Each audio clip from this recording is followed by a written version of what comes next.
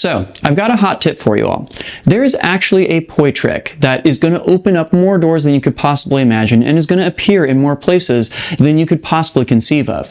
This poi trick is called a linear isolation, and it may not look like much, but it is your key for getting into everything from anti-spin flowers to snakes and body tracers to even things like lovelacing and the like. How could this possibly be? I'll break it down for you in this video.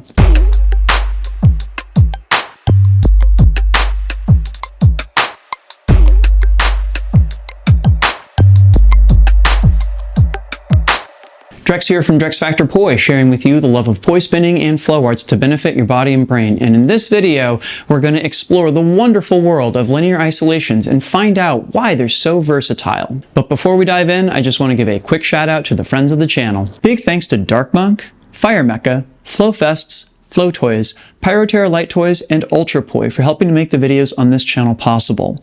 You can learn more about all these awesome companies and the work that they're doing to support flow artists like yourself by checking out the links that I have down in the description of this here video. Alright, so first bit of business out of the way, what exactly is a linear isolation? If you already know what a linear isolation is, feel free to skip ahead to the next section, but if you need an explainer, here is a brief overview. Linear isolations involve carrying the hand back and forth across the body in multiple beats of the poi, always in a straight line. You want to make sure that you are doing no more than 3 beats as you go back and forth here. I do a beat left, bottom, right, left, bottom, right as I'm going back and forth. And of course there's that little bit where the poi pokes out above my hand as it sneaks on back to the left.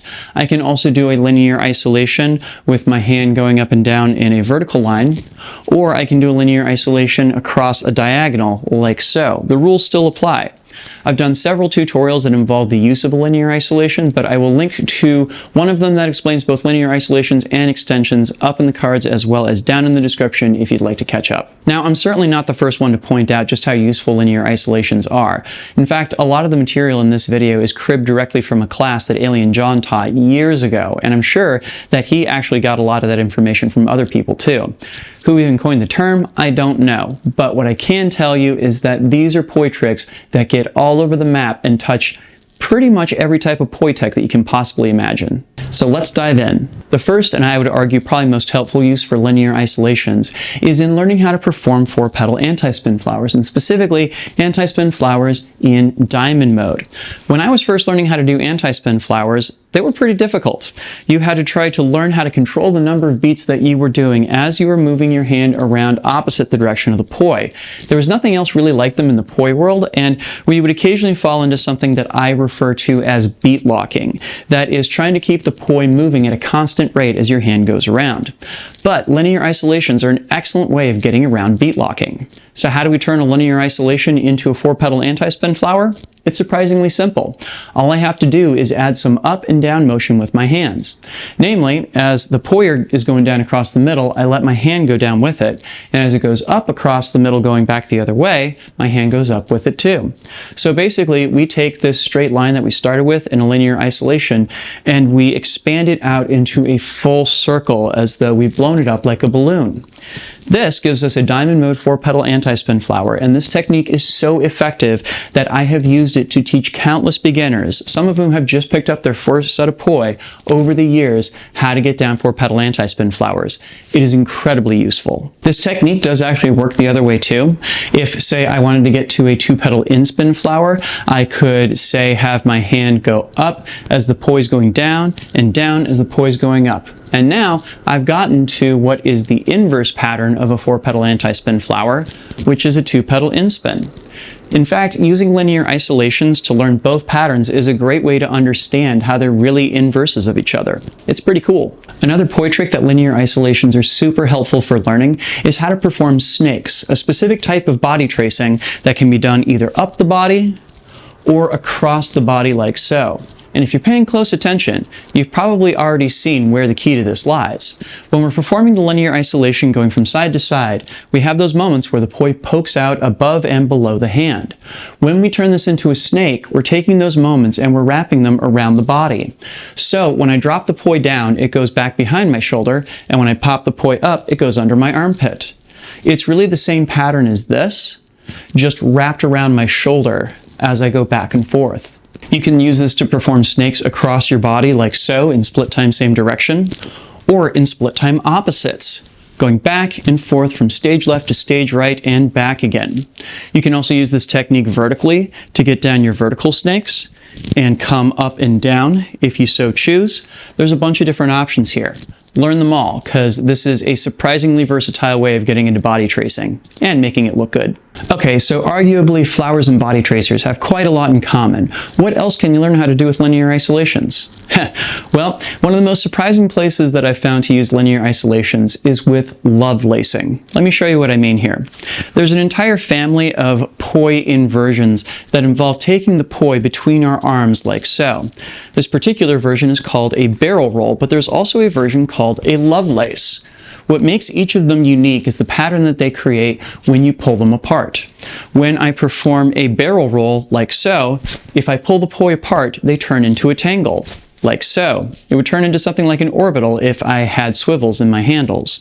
On the other hand, if I'm performing a lovelace, when I pull them apart, they just spin freely. In fact, when you perform a lovelace, you can, if you want to, just perform them as an isolation in the middle, and the poi never even intersect with each other. Okay, so then how exactly do linear isolations help us get there? So it turns out that the key for differentiating between a barrel roll and a lovelace is a linear isolation. Let me show you why. When I'm entering into a barrel roll, I'm aiming to get the poi coming from on top to get past the arm that's out in front of me, and then it has to pass around that arm to get around and initiate the little nexus point of the barrel roll, like so. And of course, by doing so, I've also created a twist in my arms and poi. Now, if I want to avoid making the twist happen, rather than aiming the poi for just past my arm, I instead want to perform a linear isolation right before it reaches my arm.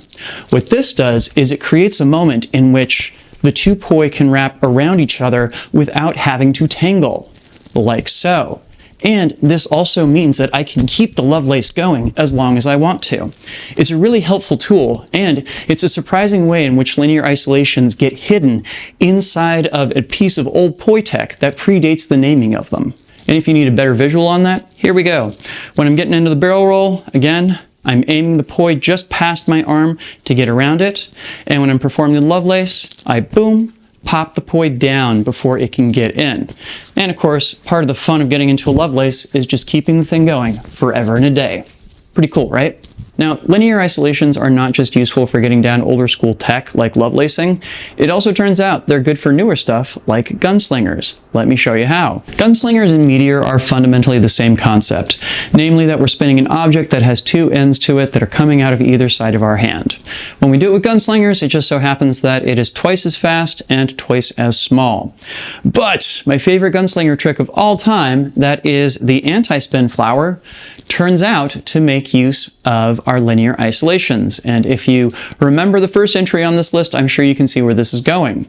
Namely, we want to learn how to do waist straps with our gunslingers. That is, take them back and forth across our bodies. And the key to this, it turns out, is doing linear isolations. Namely, as I'm going from my forward side on my stage right to my reverse side on my stage left, the way to do it is that I have to pop up my thumb end in order to let the pinky end past it and initiate this reverse weave. By the same token, when I want to go back from my stage left to my stage right, I have to perform a linear isolation with my pinky end. So it's thumb linear isolation, pinky linear isolation, thumb linear isolation, pinky. We can go straight back and forth between the two sides, between a thumb lead and a pinky lead 2-beat weave. From there, it's just a matter of taking our hand up and down in order to get to that flower, which, of course, looks pretty stylish, don't you think? I actually spent close to 2 months working on gunslinger flowers before I realized that linear isolations were the key to going back and forth across your body, much less the fact that the gunslinger flowers were really just two gunslinger weaves that were tied together. So, y'all get to benefit from my hard work and my confusion from years ago as you're working on this stuff yourselves. And for our final entry on this list, I would love to introduce you to a certain poi trick that I learned from a man named Cyril Human that involves performing a pirouette as the poi isolate around your head. And yes, indeed, this involves a linear isolation too. So I'm going to give you both the half-turn version of this as well as the full-turn version. For the half-turn version, we are spinning our poi counterclockwise, and I'm going to turn my body just slightly to my stage right. I'm going to bring my right-hand poi to perform that linear isolation behind my head, and my left-hand poi to perform the linear isolation straight in front of me. As I do that, I turn to my left, and I bring both poi out to either side. I can, of course, do the same thing going the other way, thinking right behind, and then left behind. I can think right behind, and then think left behind. Or I can do this as a full turn, in which case I'm starting from clockwise, and what I want to do is hit that linear isolation in the middle and perform a full pirouette around it, like so. Take your pick of which you prefer. I personally like the full one, but the half one is also pretty snazzy as well. So there you go. We've covered everything from flowers to inversions, as well as gunslinger tech, and even some cool dance-related stuff. Linear isolations are surprisingly useful, and we've barely scratched the surface on what they're capable of here. What was your favorite use for linear isolations that I showed off in this video? Leave me a comment and let me know. Also, be sure to like, share, and subscribe to help other people find this video and to help my channel grow.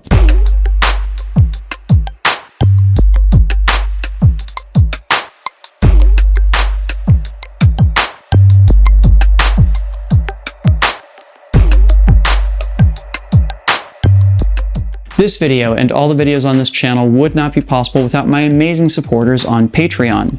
In particular, I want to give a huge shout out to my Flow patrons who are listed on screen right now. Thank you so much, you all rock.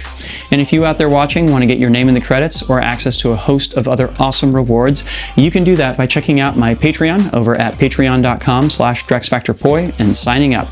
I'll include a link to it up in the cards as well as down in the description. Please help me out on my mission to bring poi spinning and flow arts to the whole wide world. Thank you in advance. And if you'd like a little further explanation on how to differentiate between those pesky barrel rolls and Lovelaces, I did an entire video on just that includes some really stunning slow-mo visuals. So I will go ahead and link to that up here on screen as well as down in the description. Thank you so much for watching. Make sure to get out and flow today, and I'll see you with a new video real soon. Take care now. Peace.